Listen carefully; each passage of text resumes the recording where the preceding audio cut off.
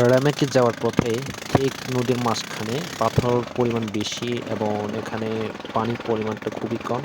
So আমাদের নৌকাটা এখানে আটকে গেছে। জানি না কি হবে, এখান থেকে আমরা বেরোতে পারবো কিনা। কিন্তু আমাদের যিনি গাইড এবং যিনি নৌকা মালিক উনি আপ্রাণ চেষ্টা করছেন এখান থেকে যাতে আমরা বের হতে পারি এবং আমরা রেমেকে পৌঁছাতে পারি।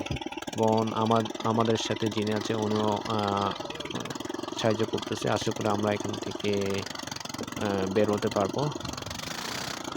এখানে পানির যে পরিমাণটা খুবই কম হওয়ার এখান থেকে বেরোতে অনেক কষ্ট হচ্ছে। তবে আশা করি আমরা বের হতে পারবো। এখানে যেহেতু নৌকাগুলো স্পিড বোটের মতো কম পানিতেও যাওয়া যায়, কিন্তু এখানে দেখতে পাচ্ছি পাথরের পরিমাণটা যে বেশি কারণে এখানে নৌকাটা আটকে গেছে।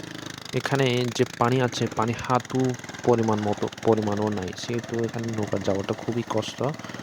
আম, এখন যেহেতু জানুয়ারি মাস পানিটা প্রায় শুকিয়ে গেছে।